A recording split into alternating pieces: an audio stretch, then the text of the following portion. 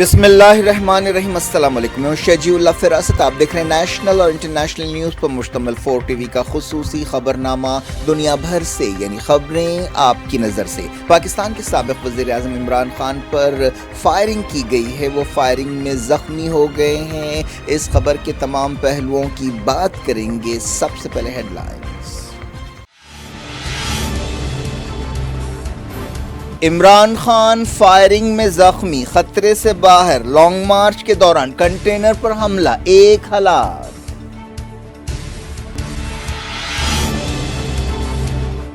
حملے کے بعد افراتفری مچ گئی، شہباز شریف نے کی مذمت، فوری رپورٹ طلب کر لی۔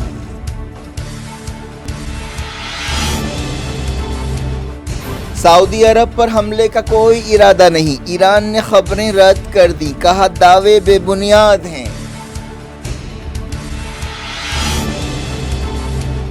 مغربی کنارے اور قدس میں 2 فلسطینی جاں بحق، نتن یاہو وزیر اعظم بننے کے بعد حالات اور خراب ہو سکتے ہیں۔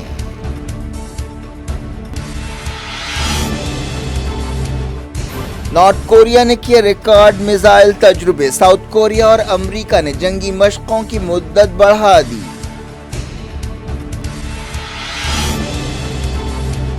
یوکرین کا اہم نیوکلیئر پلانٹ پاور گرڈ سے کٹ گیا، دونوں طرف سے ایک دوسرے کو ذمہ دار ٹھہرایا گیا۔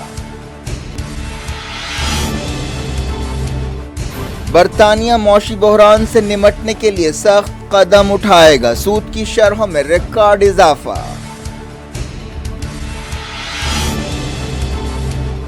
گجرات میں 1 اور 5 دسمبر کو ہوں گے اسمبلی الیکشنز، شیڈیول جاری۔ کانگریس نے کہا ہماچل کے ساتھ چناؤ کیوں نہیں کرائے گئے۔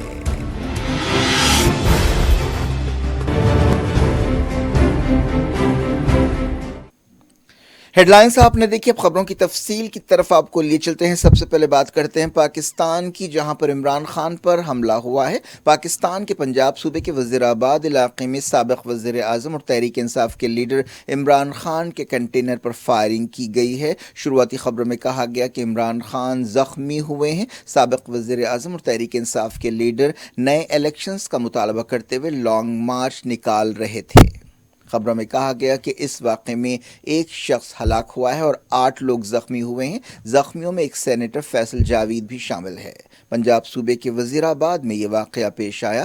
خبروں میں کہا گیا کہ عمران خان کے پیر پر گولی لگی ہے اور انہیں ہاسپٹل لے جایا گیا ہے۔ پولیس نے بتایا کہ فائرنگ کرنے والے شخص کو گرفتار کر لیا گیا ہے۔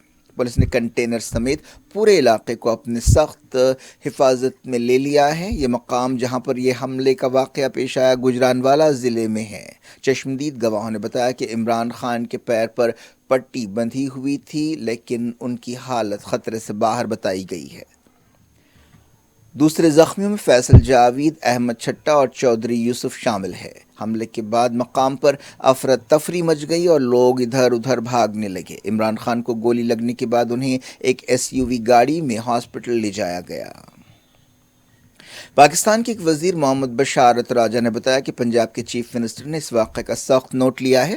پاکستانی وزیر نے ایک ٹویٹ میں کہا کہ الحمدللہ عمران خان محفوظ ہیں۔ انہوں نے کہا کہ IG پنجاب سے رپورٹ مانگی گئی ہے اور حملہ آور کو گرفتار کر لیا گیا ہے۔ انہوں نے کہا کہ اس واقعے میں شامل تمام لوگوں کو جلد سے جلد انصاف کے کٹہرے میں لایا جائے گا۔ پاکستان پولیٹیکل وائلنس کی ایک لمبی تاریخ رکھتا ہے۔ ایک اور سابق وزیر اعظم بینظیر بھٹو کو 2007 میں بم دھماکے میں ہلاک کر دیا گیا تھا جب وہ الیکشن کی کیمپین چلا رہی تھیں۔ پاکستان کے سب سے پہلے وزیر اعظم لیاقت علی خان کو بھی گولی مار کر ہلاک کیا گیا تھا۔ بتایا گیا کہ حملہ آور نے ایک دھماکہ کیا جس کے بعد گولیاں بھی چلائیں۔ مرنے والے کی پہچان محمد معظم کی حیثیت سے کی گئی ہے۔ پاکستان کے وزیر اعظم شہباز شریف نے عمران خان کے کنٹینر پر حملے کی مذمت کی ہے۔ انہوں نے اس واقعے کے بارے میں فوری رپورٹ مانگی ہے۔ شہباز شریف نے وزیر داخلہ رانا ثناء اللہ سے کہا کہ وہ فوری IG پولیس اور چیف سیکریٹری پنجاب سے رپورٹ طلب کریں۔ عمران خان کو کچھ مہینے پہلے عہدے سے ہٹنا پڑا تھا۔ پتہ چلا کہ عمران خان سے فوج ناخوش تھی کیونکہ انہوں نے فوج کو بعض معاملات میں بائی پاس کرنے کی کوشش کی تھی۔ تب سے وہ فوج کی سرپرستی سے محروم ہو گئے اور آخرکار انہیں وزیر اعظم کی گدی سے ہٹنا پڑا۔ تب سے وہ مسلسل مظاہرے اور جلسے کر رہے ہیں، اور اب انہوں نے نئے الیکشنز کا مطالبہ کرتے ہوئے لانگ مارچ نکالا ہے۔ عمران خان اب بھی فوج پر بعض وقت تنقید کر رہے ہیں، لیکن بعض وقت وہ الزام لگا رہے ہیں کہ مسلم لیگ نون اور پیپلز پارٹی جیسی جماعتیں ان کے اور فوج کے اسٹیبلشمنٹ کے درمیان اختلافات پیدا کرنے کی کوشش کر رہی ہیں۔ ایکسپرٹس کے مطابق عمران خان پر یہ حملہ ان کے لیے ایک وارننگ ہو سکتا ہے۔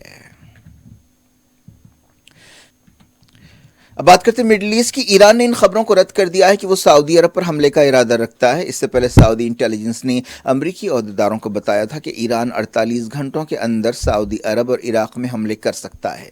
امریکہ کے اخبار وال اسٹریٹ جرنل نے یہ خبر دی تھی۔ ان خبروں میں کہا گیا تھا کہ ایران 48 گھنٹوں کے دوران عراق کے اربل میں اور سعودی عرب پر حملے کر سکتا ہے۔ ایرانی وزارت خارجہ کے ترجمان ناصر کنانی نے ان خبروں کے بارے میں کہا کہ مغربی میڈیا میں بعض رپورٹس آئی ہیں کہ ایران سعودی عرب پر حملے کرنے والا ہے۔ یہ خبریں بے بنیاد الزامات کے سوا کچھ نہیں ہیں۔ یونائیٹڈ نیشنز میں ایران کے مشن نے بھی نیوز ایجنسی ایسوسیٹڈ پریس کو بتایا کہ امریکی دعوے بے بنیاد ہیں۔ ایرانی مشن نے کہا کہ مغربی اور صہیونی حکومتیں اسلامی جمہوریہ ایران کے تعلق سے منفی موڈ پیدا کرنے کے لیے طرفدارانہ خبریں پھیلا رہی ہیں، جس کا مقصد خطے کے ملکوں میں اسلامی جمہوریہ ایران کے تعلق سے پائے جانے والے موجودہ مثبت رجحانات کو تباہ کرنا ہے۔ سعودی عرب نے سرکاری طور پر ان خبروں پر کوئی تبصرہ نہیں کیا ہے۔ امریکی عہدیداروں نے اس سے پہلے سعودی انٹیلیجنس کے حوالے سے بتایا تھا کہ 48 گھنٹوں میں سعودی عرب پر حملہ ہو سکتا ہے۔ امریکی عہدیداروں نے یہ بھی کہا تھا کہ ہم مڈل ایسٹ میں اپنے مفادات اور اپنے پارٹنرز کی حفاظت کریں گے۔ وال اسٹریٹ جرنل اخبار کی رپورٹ کے بعد عراق اور سعودی عرب میں چوکسی اختیار کی گئی تھی۔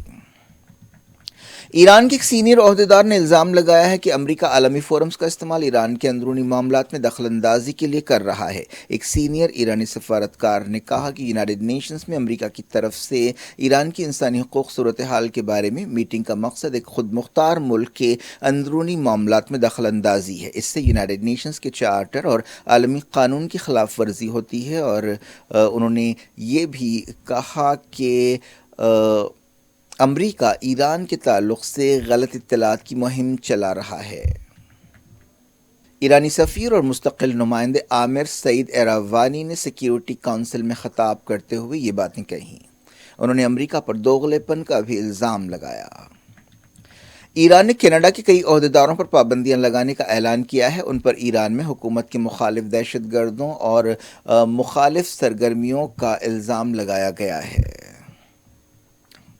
ایران کے سپریم لیڈر سید علی خامنائی نے ایک دن پہلے کہا کہ امریکی عہدیدار احتجاجات کی مدد کر رہے ہیں وہ بے شرم ہیں۔ خامنائی نے کہا کہ جو لوگ یہ سمجھتے ہیں کہ امریکہ کو چھوا نہیں جا سکتا وہ غلط ہے۔ امریکہ کمزور ہے اور حالیہ کئی واقعات سے اس کی کمزوری ظاہر ہوتی ہے۔ اسرائیل کے الیکشن کمیشن نے اعلان کیا ہے کہ سابق وزیر اعظم بنجامن نیتن یاہو کے اتحاد نے ووٹوں کی گنتی پوری ہونے کے بعد سب سے زیادہ سیٹیں حاصل کی ہیں اور وہ آسانی کے ساتھ حکومت بنا لیں گے۔ تقریباً تمام ووٹوں کی گنتی پوری ہو گئی ہے۔ اسرائیل میں 4 سال میں 5ویں بار الیکشنز ہوئے۔ 90% سے زیادہ ووٹوں کی گنتی مکمل ہو چکی ہے۔ نیتن یاہو اور ان کے کٹر اتحادیوں کو 120 رکنی پارلیمنٹ میں 65 سیٹیں حاصل ہوئی ہیں، جبکہ کارگزار وزیر اعظم یائر لاپڈ کے اتحاد کو 55 سیٹیں مل رہی ہیں۔ الیکشن کے نتیجوں کا یہ مطلب ہے کہ اسرائیل میں پچھلے 4 سال سے جاری سیاسی عدم استحکام یا انسٹیبلٹی ختم ہو سکتی ہے۔ نیتن یاہو کو انتہائی کٹر یہودی پارٹی نسل پرست لیڈر کے شاگرد ہیں۔ وہ چاہتے ہیں کہ مغربی کنارے میں فلسطینیوں کی خود مختاری ختم کی جائے۔ کئی مرتبہ اتمار بن گویر کی وجہ سے تناؤ پیدا ہوا ہے۔ ان کی پارٹی نے وعدہ کیا ہے کہ وہ اسرائیلی قانون میں ایسی تبدیلیاں لائیں گے جس کے ذریعے نیتن یاہو کی قانونی پریشانیاں ختم ہو جائیں گی۔ وہ عدلیہ کو کمزور کرنا چاہتے ہیں۔ ان کا خیال ہے کہ زیادہ سے زیادہ اختیارات قانون سازوں کے پاس ہونے چاہیے۔ نیتن یاہو کو 2021 میں وزیر اعظم کی کرسی سے ہاتھ دھونا پڑا تھا اور وہ مسلسل 12 سال تک عہدے پر رہے ہیں۔ نیتن یاہو کے دور میں ہی UAE، بحرین، موراکو اور سوڈان نے اسرائیل کے ساتھ سفارتی تعلقات قائم کیے تھے۔ ان نتیجوں سے فلسطین اسرائیل مسائل بڑھنے کا اندیشہ پایا جاتا ہے۔ ترکی کے صدر طیب اردوان نے کہا ہے کہ وہ اسرائیل کے ساتھ اچھے تعلقات برقرار رکھنا چاہتے ہیں۔ طیب اردوان نے ترکی کے سرکاری ٹیلی ویژن سے بات چیت کرتے ہوئے یہ بات کہی۔ اسرائیلی صدر آئزیک ہرزوگ نے اس سال ترکی کا دورہ کیا تھا۔ یہ 2008 کے بعد سے کسی اسرائیلی لیڈر کا پہلا ترکی دورہ تھا۔ اسرائیل نے مغربی کنارے اور قدس میں 2 فلسطینیوں کو ہلاک کر دیا ہے۔ ایک شخص کو بیت دخالہ علاقے میں ہلاک کیا گیا۔ ایک چیک پوائنٹ کے قریب ایک شخص کی ہلاکت کے بعد یہ واقعہ پیش آیا۔ فلسطین کی وزارت صحت نے مغربی کنارے کے بیت دخالہ میں ایک شخص کی پہچان جو ہلاک ہوا ہے محمود خلیل ریان کی حیثیت سے کی ہے۔ اس کے علاوہ قدس میں ایک فلسطینی ایک اسرائیلی پولیس آفیسر پر چاقو سے حملے کے بعد مارا گیا۔ اسرائیلی آفیسرز نے اسے گولی ماری۔ اس کے حملے میں اسرائیل کا ایک سپاہی معمولی زخمی ہوا۔ یوکرین کا ایک نیوکلیئر پلانٹ اپنے پاور گرڈ سے کٹ گیا ہے۔ ایسا الزام لگایا گیا کہ رشیا نے شلباری کی، جس کی وجہ سے اس پلانٹ کو جوڑنے والی ہائی وولٹیج لائنز متاثر ہوئیں۔ رشیا مسلسل انرجی انفراسٹرکچر پر حملہ کر رہا ہے، جس کی وجہ سے یوکرین کے کئی شہروں میں بجلی چلی گئی ہے۔ رشیا نے زپوریزیزا نیوکلیئر پلانٹ پر یوکرینی دہشت گردوں کے حملے کا الزام لگایا۔ صدر ولادیمیر پوٹین کے قریبی اتحادی اور سیکیورٹی کونسل کے سیکریٹری نے کہا کہ یوکرین کی فورسز زپوریزیزا نیوکلیئر پلانٹ پر شلباری کر رہی ہیں، جس کے لیے مغربی ہتھیاروں کا استعمال کیا جا رہا ہے۔ اس کے نتیجے میں عالمی سانحہ پیش آ سکتا ہے۔ یو این سیکیورٹی کونسل نے یوکرین اور امریکہ کی طرف سے بایولوجیکل سرگرمیوں کی تحقیقات کے لیے ایک کمیشن بنانے کی رشین تجویز رد کر دی ہے۔ ماسکو نے اس سلسلے میں درخواست پیش کی تھی، جس کے بعد اس بارے میں سیکیورٹی کونسل میں ووٹنگ ہوئی۔ رشیا نے کہا کہ وہ اناج کی ڈیل کے بارے میں کوئی وعدہ کرنا نہیں چاہتا۔ کرملن نے کہا کہ اس نے 19 نومبر کو مدت ختم ہونے کے بعد اس سمجھوتے کا ٹرم بڑھانے کے بارے میں اب تک کوئی وعدہ نہیں کیا ہے۔ ترکی اور یونائیٹڈ نیشنز کی کوششوں سے یہ سمجھوتا ہوا تھا، جس کے تحت یوکرین کا اناج یوکرین کی بندرگاہوں سے الگ الگ ملکوں کو بھیجا گیا تھا۔ کرملن کے ترجمان ڈیمیٹری پیشکوف نے میڈیا سے بات چیت کرتے ہوئے کہا کہ رشیا کے لیے ضروری ہے کہ وہ اس بات کا جائزہ لے کہ کیا یہ ڈیل آگے کام کر سکتی ہے۔ G7 ملک یوکرین کے انرجی سیکٹر پر حملوں سے پیدا صورتحال پر غور کریں گے۔ امیر ملکوں کی اس تنظیم G7 کی ایک میٹنگ جرمنی میں ہو رہی ہے۔ 2 دن تک جاری رہنے والی اس میٹنگ میں امریکہ کے secretary of state Antony Blinken حصہ لے رہے ہیں۔ یوکرین جنگ کے 253 دن پورے ہو گئے ہیں۔ نارتھ کوریا نے اس ہفتے ریکارڈ میزائل تجربے کیے ہیں، جن میں انٹر کانٹیننٹل بیلسٹک میزائل تجربہ بھی شامل ہے۔ اس کے ساتھ ہی اس سال اب تک نارتھ کوریا کی میزائل تجربوں کی تعداد بڑھ کر 60 سے زیادہ ہو گئی۔ جمعرات کو نارتھ کوریا نے ریکارڈ تعداد میں بیلسٹک میزائلز چھوڑے۔ ساؤتھ کوریا کے عہدیداروں نے کہا کہ انٹر کانٹیننٹل بیلسٹک میزائل کا تجربہ ناکام رہا ہے۔ یہ تجربات ایک ایسے وقت کیے گئے جب ساؤتھ کوریا اور امریکہ جنگی مشقیں کر رہے ہیں۔ ان مشقوں کی مدت بڑھانے کا بھی اعلان کیا گیا۔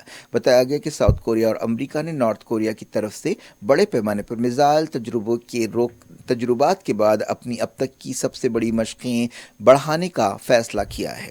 یہ ساؤتھ کوریا اور امریکہ کی اب تک کی سب سے بڑی جنگی مشقیں ہیں۔ ان مشقوں میں سینکڑوں کورین اور امریکی سپاہی حصہ لے رہے ہیں۔ اس کے علاوہ F-35 جیٹس کو بھی مشقوں کے دوران سرگرم دیکھا گیا۔ امریکی اسٹیٹ ڈپارٹمنٹ کے ترجمان نیڈ پرائس نے کہا کہ نارتھ کوریا نے ثابت کر دیا ہے کہ وہ اپنے پڑوسیوں، خطے اور عالمی امن اور سیکیورٹی کے لیے خطرہ ہے۔ ساؤتھ کوریا کے وزیر خارجہ نے امریکہ کی deputy secretary of state Wendy Sherman کے ساتھ نارتھ کوریا کے میزائل تجربات کی مذمت کی۔ ان دونوں نے ٹیلی فون پر بات چیت کرتے ہوئے صورتحال کا جائزہ لیا۔ امریکی صدر جو بائیڈن اور ان کی نیشنل سیکیورٹی ٹیم صورتحال کا جائزہ لے رہی ہے۔ سیکیورٹی کونسل کی ترجمان نے ایک بیان میں کہا کہ امریکہ سلامتی کو یقینی بنانے کے لیے تمام ضروری قدم اٹھائے گا۔ جاپان کے وزیر اعظم فومیو کشیڈا نے کہا کہ نارتھ کوریا کے بار بار میزائل تجربات کو معاف نہیں کیا جانا چاہیے۔ انہوں نے امریکہ، جاپان اور ساؤتھ کوریا کے درمیان سیکیورٹی تعاون بڑھانے پر زور دیا۔ برطانیہ کی نئی حکومت معاشی بحران سے نمٹنے کے لیے سخت قدم اٹھائے گی۔ ایسے اندیشے ہیں کہ سود کی شرحوں میں بہت زیادہ اضافہ کیا جائے گا۔ بینک آف انگلینڈ اب سے کچھ دیر بعد اپنی پالیسی کا اعلان کرنے والا ہے۔ ایکسپرٹس کے مطابق سود کی شرحیں 3 دہے کی سب سے اونچی سطح پر چلی جائیں گی۔ نئے وزیر اعظم رشی سونک نے وعدہ کیا ہے کہ وہ ملک کی معیشت کو سدھارنے کے لیے ایک نیا منصوبہ لائیں گے، لیکن اس منصوبے کے اعلان کو ملتوی کیا گیا ہے۔ امید کی جا رہی کہ ٹیکسوں کی شرحیں بڑھائی جائیں گی اور سرکاری خرچ میں کمی کی جائے گی۔ ایک دن پہلے خبر آئی تھی کہ برطانیہ 2 سال کے لیے اپنی بیرونی مدد کا بجٹ روک دے گا۔ یوکرین جنگ کی وجہ سے معیشت کی حالت خراب ہو رہی ہے۔ پہلے سے ہی وبا سے معیشت کی کمر ٹوٹ چکی ہے۔ اب یوکرین جنگ کی وجہ سے کھانے پینے کی چیزوں اور فیول کی قیمتوں میں بے تحاشا اضافہ ہو گیا ہے۔ لوٹتے ہیں انڈیا. الیکشن کمیشن نے گجرات میں اسمبلی الیکشنز کی تاریخوں کا اعلان کر دیا ہے. 1 دسمبر اور 5 دسمبر کو 2 مرحلوں میں ووٹنگ ہوگی. پہلے مرحلے میں 89 سیٹوں پر ووٹ ڈالے جائیں گے جبکہ دوسرے مرحلے میں 93 سیٹوں کا احاطہ ہوگا. ووٹوں کی گنتی 8 دسمبر کو ہوگی. الیکشن شیڈول کے اعلان کے ساتھ ہی کوڈ آف کنڈکٹ لاگو ہو گیا ہے. Chief election commissioner Rajiv Kumar نے الیکشن شیڈول کا اعلان کیا. نئی دہلی میں ایک پریس کانفرنس سے خطاب کرتے ہوئے انہوں نے کہا کہ گجرات کی 182 رکنی اسمبلی کے لیے نوٹیفیکیشن یعنی پہلے مرحلے کے لیے نوٹیفیکیشن 5 نومبر کو جاری کیا جائے گا. دوسرے مرحلے کے لیے نوٹیفیکیشن 10 نومبر کو ریلیز ہوگا. چیف الیکشن کمشنر نے کہا کہ پہلے مرحلے کے لیے 14 نومبر سے نامینیشن کھل جائیں گے جبکہ دوسرے مرحلے کے لیے 17 نومبر سے نامینیشنز داخل کیے جا سکیں گے. 17 نومبر تک پہلے مرحلے کے لیے اور 21 نومبر تک دوسرے مرحلے کے لیے نام واپس لیے جا سکتے ہیں. گجرات میں 2 دہوں سے بی جے پی کی حکومت ہے. اس مرتبہ عام آدمی پارٹی بھی میدان میں ہے. الیکشن سے پہلے گجرات کے موربی ٹاؤن میں ایک برج گرنے کا سانحہ پیش آیا جس میں 140 سے زیادہ لوگوں کی جان گئی ہے. اس سے بی جے پی کو ایک طرح سے دھکا لگا ہے. کانگریس پارٹی نے کہا ہے کہ الیکشن کمیشن کو اس بارے میں صفائی دینی چاہیے کہ کیوں اس نے ہماچل پردیش اور گجرات کے الیکشنز الگ الگ تاریخوں میں رکھے ہیں. ہماچل پردیش کے لیے مہم پہلے سے ہی جاری ہے. نئے تاریخوں کا وہاں پر یعنی ہماچل کے الیکشنز کی تاریخوں کا اعلان کر دیا گیا ہے. دونوں ریاستوں میں ووٹوں کی گنتی لیکن ایک ہی دن ہوگی. اس دوران الیکشن کمیشن نے طرفداری کرنے کے الزامات رد کر دیے. جھارکھنڈ کے چیف منسٹر ہیمنت سورین کو انفورسمنٹ ڈائریکٹوریٹ میں پوچھ تاچھ کے لیے بلائے جانے کے خلاف جے ایم ایم کارکنوں نے رانچی اور دوسرے مقامات پر احتجاج کیا. ان کے حامیوں نے بی جے پی کے خلاف نعرے لگائے. ریاست کے کئی دوسرے مقامات پر بھی احتجاج کیا گیا. کانکنی اسکیم سے متعلق منی لانڈرنگ کیس کے سلسلے میں پوچھ تاچھ کے لیے ہیمنت سورین کو بلایا گیا تھا لیکن ہیمنت سورین نے انفورسمنٹ ڈائریکٹوریٹ کے سمنس کو نظر انداز کر دیا. انہوں نے بی جے پی کی مرکزی حکومت کو چیلنج کیا کہ اگر انہوں نے کوئی جرم کیا ہے تو انہیں گرفتار کیا جائے. تلنگانہ کے منگوڑ اور 5 دوسری ریاستوں کے بعض اسمبلی حلقوں میں بائی الیکشنز کے تحت ووٹ ڈالے گئے. صبح 7 بجے سے شام 6 بجے تک ووٹنگ ہوئی. منگوڑ میں 2,41,000 ووٹرز ووٹ دینے کے اہل تھے. عہدیداروں نے بتایا کہ 65% سے زیادہ پولنگ ریکارڈ ہوئی. سیاسی پارٹیوں نے ایک دوسرے پر الزامات لگائے. سیکیورٹی کے سخت انتظامات کیے گئے تھے. اس دوران کل رات حیدرآباد میں بنڈی سنجے کو منگوڑ جانے سے روک دیا گیا. اس موقع پر کافی ڈرامہ دیکھا گیا. منگوڑ میں کانگریس، ٹی آر ایس اور بی جے پی کے درمیان مقابلہ ہے. تینوں پارٹیوں نے اسے وقار کا مسئلہ بنا لیا ہے. کیا کچھ ہو رہا ہے آپ کی دنیا میں؟ آخر میں ہیڈ لائنز دنیا بھر سے ایک بار پھر دیکھتے ہیں. عمران خان فائرنگ میں زخمی، خطرے سے باہر. لانگ مارچ کے دوران کنٹینر پر حملہ، 1 ہلاک.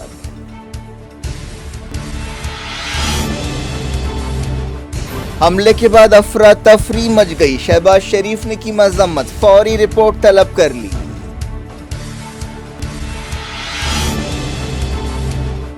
سعودی عرب پر حملے کا کوئی ارادہ نہیں. ایران نے خبریں رد کر دی، کہا دعوے بے بنیاد ہیں.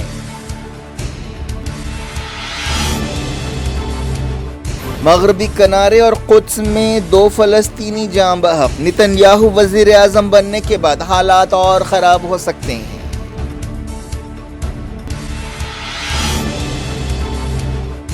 نارتھ کوریا نے کیا ریکارڈ میزائل تجربے. ساؤتھ کوریا اور امریکہ نے جنگی مشقوں کی مدت بڑھا دی.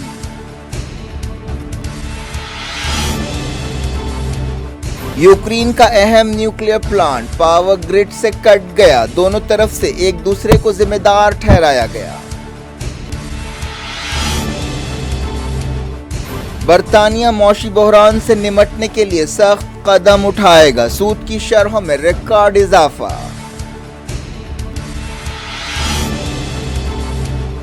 گجرات میں 1 اور 5 دسمبر کو ہوں گے اسمبلی الیکشنز. شیڈیول جاری. کانگریس نے کہا ہماچل کے ساتھ چناؤ کیوں نہیں کرائے گئے.